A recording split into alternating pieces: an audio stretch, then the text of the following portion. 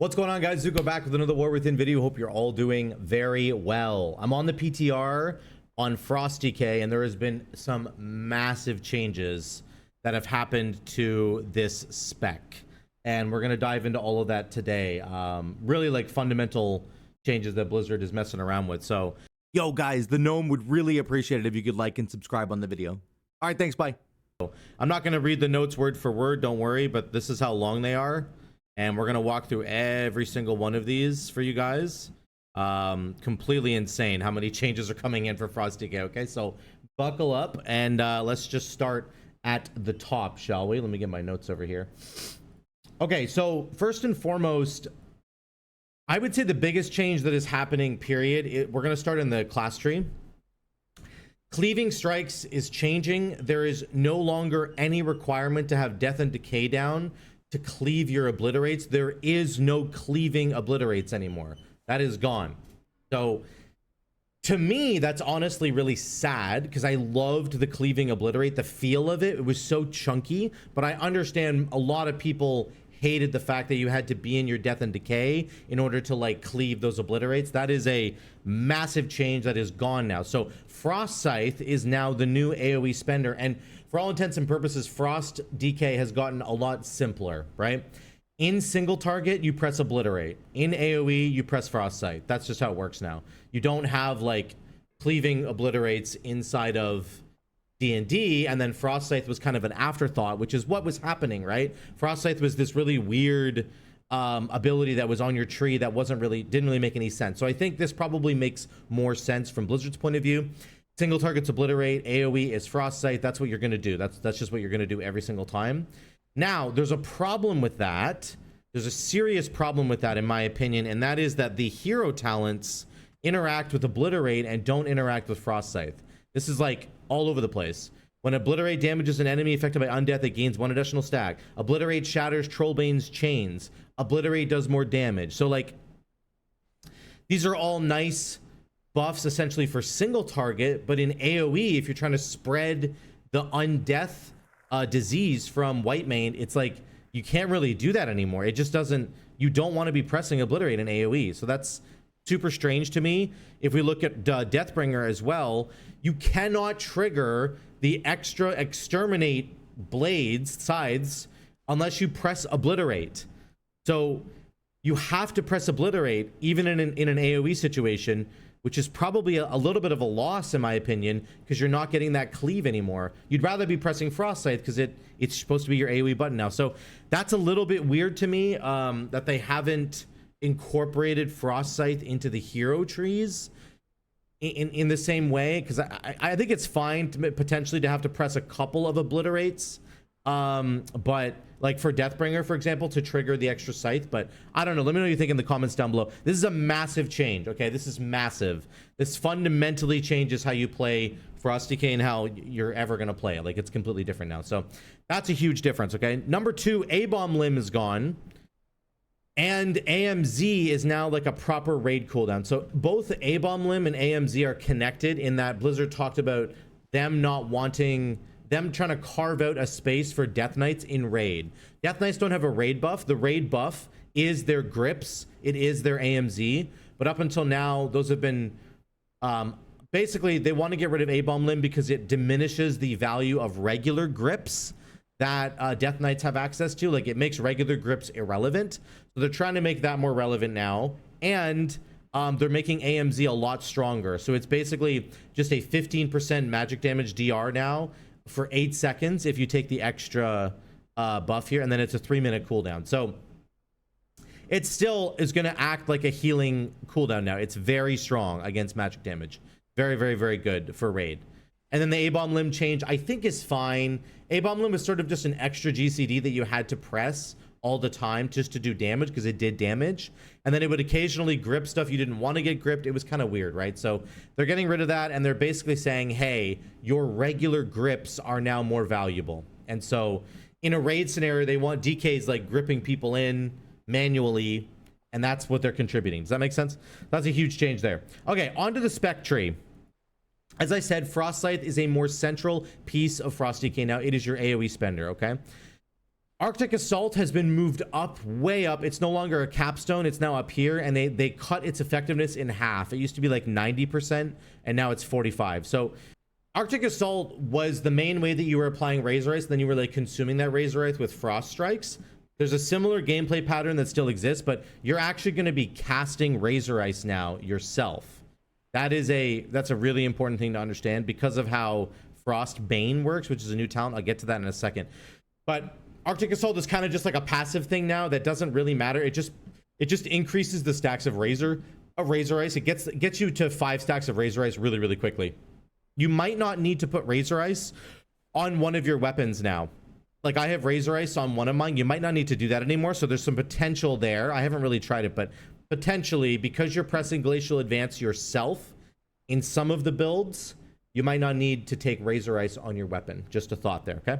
Another new talent here, Howling Blades. Rime-empowered Howling Blasts unleash 2 icy blades that deal damage and have a chance to proc Killing Machine. The damage from this is negligible, but the Killing Machine proc is really, really good. Also, Rime is a much more central, important part of your rotation now. You must be consuming Rime on a regular basis. It's going to lower the cooldown of Empowered Rune Weapon now, which is again up. It's been thrust into the top middle here. It's a very important central part of your rotation now. It does damage on its own now.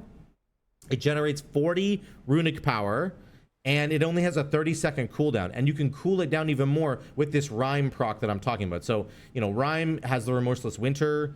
You get Remorseless Winter off of it. You cool down Empower Rune Weapon. You potentially proc Killing Machine. And then you can make the Rime-empowered Howling Blast do a significant amount of damage. 60% more to the primary target from Icebreaker. That always existed, right? And then you have this Everfrost. Rime-empowered deals a 50% increased damage to secondary targets. So anyway, you can make the Howling Blast do quite a bit of extra damage, but mostly you're cooling down Empowered Rune Weapon and you're proccing Killing Machine. That's the main 2 things that Rime is doing for you now, which means you have to consume that buff when you get it right away. Very, very important. Again, Empowered Rune Weapon is super significant now, and I'll show you how we end up using it. We're using it all the time now. All the time we're pressing it, as opposed to it being like a 2-minute cooldown like the days of yore. Inexorable Assault is still here. It's kind of useless in my opinion. Frost Reaper is interesting. It's a new talent that I haven't tried yet, but I don't think it's that great. Obliterate has a chance to tether the souls of your target to a nearby enemy. Frost Scythe severs the tethers, dealing damage. It only hits 2 targets, right? So it's doing like 700,000 damage. It's not bad, but I don't think it's good either. Icy Onslaught is new. Frost Scythe, Frost Strike, and Glacial Advance now cause your Frost Strike and Glacial Advance to do more damage, stacking up to 5 times. So actually it can stack indefinitely, I guess, but it costs more runic power, and then this gets reset when you get runic empowerment, which is going to happen pretty often. So I don't really like this. I think that it's okay, but I've noticed that I'm struggling with my runic power right now, unless I play like perfectly. So I'm not sure that this is a really great talent. Maybe once you get really good secondary stats, this will become much more important because you can handle the extra runic power cost. But anyway, a bunch of Remorseless Winter talents over here. The Chill Streak is gone. Chill Streak is gone, and the talents associated with it are gone. Those are Remorseless Winter talents and Howling Blast talents now, like North Winds. Howling Blast now hits an additional target with maximum effectiveness, and then Rime increases Howling Blast damage done by an additional 75%. So that is pretty huge. I might try to find a way to go get this talent. I don't know how to get it right now, but Frostworm's Fury is kind of over to the right here now, and then there is now no longer any buff underneath Frostworm's Fury. So, for example, we had Absolute Zero. Absolute Zero is just baked into Frostworm's Fury now baseline. So Frostworm's Fury is a 1.5-minute cooldown. It now stuns enemies instead of freezing them, which is going to have some diminishing returns if you're playing with like a shaman or a monk or a warlock with their AoE stuns. Kind of annoying, honestly, but whatever. It's baked in. So this is a 1.5-minute cooldown. This is a direct buff to Rider of the Apocalypse for sure, because Absolute Zero was in the bottom section of the talent tree, which means it took away a talent from the bottom section. It doesn't do that anymore because it doesn't exist. So this bottom section of the talent tree, you'll be freed up to do whatever you want with. So huge buff to Frostworm's Fury. The mastery buff, the little frost worm or the frost whelpling that you could spawn, it is baked into Frozen Domain now, which is under Frostworm's Fury. It gives you up to 40% mastery just like it did before. But you have to take Frostworm's Fury to get it. I'm not sure that you had to do that before. Yeah, you didn't actually have to do that before. You just got that. This used to be this talent right here. So potentially a nerf for Deathbringer if you don't want to take Frostworm's Fury. I think you probably should take it now, though. It's just a really good cooldown. But that's 2 talents that you have to take now, rather than just taking the 1 extra talent that you would have taken before. So potentially a nerf to, I would say, Deathbringer. It's definitely just a buff, though, for Rider of the Apocalypse, okay? Rage of the Frozen Champion is here. Cryogenic Chamber now replaces Remorseless Winter and does the same Cryogenic Chamber thing that it used to do, but when you press Pillars of Frost now, you just get Remorseless Winter for free. So it's reducing 1 GCD that you have to press in your opener, which is kind of nice. And it has the stacking effect. So the next time you press Pillars of Frost, you'll get this big detonation of damage from Cryogenic Chamber. So that's kind of cool. I've been messing around with it. I think it's fine. You could choose not to take it and instead invest into like Remorseless Winter talents. I don't know which is better, to be honest, but it's nice to have a passive effect here. Smothering Offense is the same. This is your auto attacks getting buffed. Icy Deathhorn is the same, and the Long Winter is the same. Avalanche is the same. Shattered Blade is the same. Frostbane is different. I'll get to that in a second. Let me go over here. Killing Streak. This is a new talent. Remember, this used to be Arctic Assault. Used to be at the bottom here, and then we had Obliteration right there. Now they've swapped them. Arctic Assault is up here. Obliteration is at the very bottom, and then this is a new talent. So Obliterate and Frostwraith consume all killing machines to do 25% increased critical damage and grant 1.5% haste. You get these really cool stats coming in, which is nice. You get a haste buff, which is very nice in my opinion. I think haste is like really important on Frosty K, but you don't necessarily want to like have to invest in haste on your gear. So now you're getting it from Killing Streak, which is cool. Obliteration is the same during Pillars of Frost, Froststrike, Glacial Advance, Howling Blast, Grant Killing Machine. There's a new thing at the bottom though. During Pillar of Frost, Empowered Rune Weapon causes your next Obliterate or Frostite to cost no runes. So again, you press Pillar of Frost, then you press Empowered Rune Weapon, and it gives you a free spender essentially, which is fantastic. Very, very nice. Okay, Frostbane is new. And I will show this off on the dummies in a minute. I'm going to do Breath of Sindragosa first. Sorry, holy crap. But this is basically an AoE Frost Strike. So you build up your debuffs on the enemies, right? Your Razor Ice on all the enemies in front of you. And then you press Glacial Advance yourself. It triggers your next Frost Strike to be Frostbane. And Frostbane will consume all of the Razor Ice that has stacked up on all of the enemies, which is very, very cool. And I think that this is actually a very fun ability to use. And I didn't think it was going to be good at first, but I've been messing around with it and it is a lot of fun. So yeah, super, super cool. I'm going to read the talent here. Here it is. Sorry, my voice is going crazy. Frostbane, developers know we wanted to move away from tab targeting Frost Strike as it's difficult to execute and track, and use this as an opportunity to design a new capstone. So I think what they're trying to do here is like build up your Razor Ice and then boom, consume it all in one go. Build up your Razor Ice and then boom, consume it all in one go. So I like it. I like it a lot. It's really fun to play around. I'll get to it in a minute. Now we have the Breath of Sindragosa line, which is the same except for Breath of Sindragosa itself. This is now an empowered ability. And basically what the Blizzard notes are saying is like they wanted more flexibility with Breath of Sindragosa. They wanted you to be able to use it kind of in whatever way you want. So now you can either empower it once and it does a bunch of upfront damage and then a very short breath, but it also refunds part of the cooldown. So if you're getting towards the end of a pack, but you want to do something to do more damage, you can do a very small empowered Breath of Sindragosa, and then you'll get Breath of Sindragosa back up for the next pack. The medium one only refunds 45 seconds, but has a longer breath, a 15-second breath. The third empowerment does a small amount of damage up front, but has a 30-second dot duration on the breath, which is amazing. So that's when you gather a huge pack of mobs together and you're ready to go with all your cooldowns, and then boom, you just go. So there's really good flexibility here now. especially for Mythic Plus, right? With Breath of Sindragosa. I think Breath of Sindragosa in a raid just like makes sense. It's obvious you're going to do the third empowerment every time. In Mythic Plus, you get to pick and choose now, and that is a awesome choice in my opinion. It also grants you a charge of empowered rune weapon at the beginning, which is massive. That gives you 40 runic power, which is huge. And then you also get 2 runes at the end. So my testing, I've been able to sustain this very easily, and I'm going to show you right now on the dummies. Been talking for a long time, and I apologize for that. There's just so many freaking changes going on. So I'm just going to do this with Rider of the Apocalypse. Just don't pay attention to the hero tree. I'm going to try and walk you through everything that's going on here because it's pretty awesome. Rogue, get on my way. There we go. So we're going to build up a bunch of runic power, and then we're going to fully channel our Breath of Sindragosa, and then we're going to do our major cooldowns, okay? And I'm not going to press D&D ever now. So just keep that in mind. Frost Scythe. Let's do an empowered rune weapon right now. Build up some more. Here we go. Ready? We're going to go fully channel Breath of Sindragosa, and then Pillar.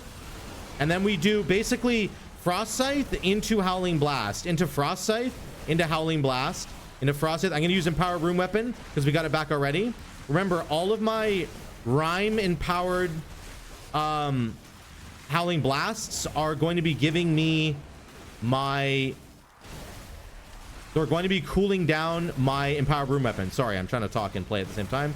Very difficult. Okay, we're outside of our breath now. Our breath is over. Okay, now we can press Glacial Advance.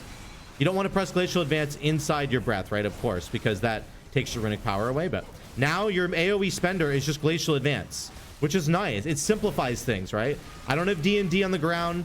I'm gonna do my Pillar of Frost into empowered rune weapon.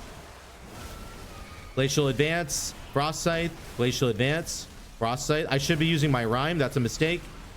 Frost Scythe, Glacial Advance, Frost Scythe, Glacial Advance. Over and over again. Frost Scythe, Glacial Advance. We'll try to get a Rhyme proc here. We haven't got one. That's kind of unlucky, actually. Now my empowered rune weapon is back. We're going to press it again. Boom. And then we go Frost Scythe. Do another Glacial Advance here into my Rhyme proc, into a Frost Scythe. So, like I'm saying, guys, you do not press Obliterate here because it's just not going to do as much damage. I do think that's an issue, though, especially with the hero trees. As I said earlier, like that's kind of a massive problem that you're going to have to figure out. My breath is 30 seconds away. We're going to go Pillar. Do my... Get my... my 4 horsemen out. I'm going to do a couple of obliterates here to try and spread my disease of undeath. I'm not sure why it isn't. There it is there. Yeah, I'm not sure how to like... There we go. It's spreading now. We'll do this. My Breath of Sindragosa is coming back. So let's do one more of these. Okay. Then we're going to do a fully channeled... we'll do a half channel here. Boom. Okay. Now I'm doing my... I'm not pressing Glacial Advance. I'm doing Frost Scythe into my Howling Blast to try and maintain. And remember, your empowered rune weapon also gives you 40 runic power, so you can use that to sustain yourself inside your breath windows, okay? Now, I know the damage is pretty low. Just please don't look at that. They're going to do tuning and stuff. It's more about whether, like, how does it play? How does it feel? Frost Scythe doing a lot of damage. Breath doing a lot of damage. Icy Death Torrent. That's our auto attacks there. And then King Thoris Trollbane doing a ton of damage as well. So I think I like Frost Scythe. I like the simplicity. I don't like that the hero trees are asking me to press Obliterate. That part really bothers me, and I think they need to fix that big time, okay? Now, Breath is cool. I think Breath does a lot of damage now. I like the flexibility of it. It's very, very nice. Let's get away from Breath for a second, and let's go down this line. You also get an extra talent if you take this line, which I think you just put into something like this, maybe? I don't really know where to put that, actually. Oh, Breath's on cooldown. Wait, 5 seconds here. We're going to do Frostbane, and I'm going to show you guys what this is all about. This is a really, really fun... Again, it's AoE consumption of your Razor Ice, okay? Which you are applying manually via Glacial Advance now. Remember, you have to press Glacial Advance, okay? So we're going to start out the same way. We'll just do a Howling Blast. We're not going to do Death and Decay. I'm going to get my Horseman out, and we're going to go from there, okay? Howling Blast. Here we go. We'll do a Frost Scythe. Glacial Advance. Okay, Frost Scythe. Here we go. Glacial Advance. There, I got a proc on my Frostbane now. It costs 40 runic power, but it's going to consume all of my Razor Ice, and I immediately stacked Razor Ice back up again. There's a Glacial Advance into a Frost. There it is. Boom. It consumes them, and then it immediately refreshes them. Watch the Razor Ice here. Look at my Razor Ice. Boom. It goes away, and then it stacks it back up again. So I love this play style. I think it's really, really fun. And remember, you're going to be shooting your Glacial Advances through tons of enemies. So presumably, you're going to be able to consume every one of these Razor Ice buffs that are on the enemy. So we'll see how that kind of turns out in the end, but I think it's going to work out just fine. There it is again. I'll just keep doing it. Frost Scythe, Glacial Advance, do another Frost Scythe into a big Frost Strike. So you're never pressing Frost Strike to individually remove the Razor Ice bonuses. That's not what you're doing ever. You're just simply holding onto your Frost Strike until you get this Frostbane proc, and then you go for it. And it does a lot of damage. Frost Strike and this new attack here, though, they cost a lot. They cost 40 runic power, which kind of is insane to me, to be honest. There you go. Does a lot of damage, but there we go. Frost Scythe, Frostbane, Icy Death Torrent, and then again, I don't know which hero tree this might be better for. I like the style, though. I like consuming all of my Razor Ice in one global rather than having to tab target. I think that's actually pretty cool. It does suck, though, that it costs 40 runic power now. Frost Strike costs 40 runic power, and so does Frostbane. You can, again, sort of circumvent that a little bit with your Empowered Rune Weapon, which gives you 40 runic power. It's all about Empowered Rune Weapon and using this thing correctly now. My overall thoughts on the changes to Frost DK, I think it's much more streamlined, right? In your AoE, you're pressing Frost Scythe. In your single target, you're pressing Obliterate. I think that's kind of cool. I like that they put all of the buffs into Frostworm's Fury, so you don't have to take an extra talent in the bottom section of the tree. That's really nice. The free Remorseless Winter is cool, although it doesn't do that much damage. We have Cryogenic Chamber down here, and Remorseless Winter is there. So 3.3 plus 1.6, essentially. You got to put those together now. That's 4.9. It's almost 5% of our damage. So actually, I take it back. It's doing probably decent damage as a passive proc. I actually kind of like that. I like Frostbane with the consumption. I like the new Breath of Sindragosa. The flexibility is really nice. I think generally what they're going for here is good. My main problem is that the hero trees demand that I press Obliterate, and I think that that is a huge issue. Both of them do. Both the Rider of the Apocalypse and the Deathbringer one are forcing me to press Obliterate to do anything, realistically. So that's a problem in AoE damage for me, and I hope Blizzard looks at that. Otherwise, I think the rest of this tree is actually pretty fantastic. They got rid of a bunch of talents that didn't matter anymore, and they've kind of pruned and streamlined everything, and I like it. So let me know what you guys think in the comments down below. I know this was really long, but there were so many changes to get through. I'm going to be doing a video on the tier set bonuses that have come in for Rider and for Deathbringer, so stay tuned for that, okay? Thank you so much for watching. I love you guys. I'll see you in the next one.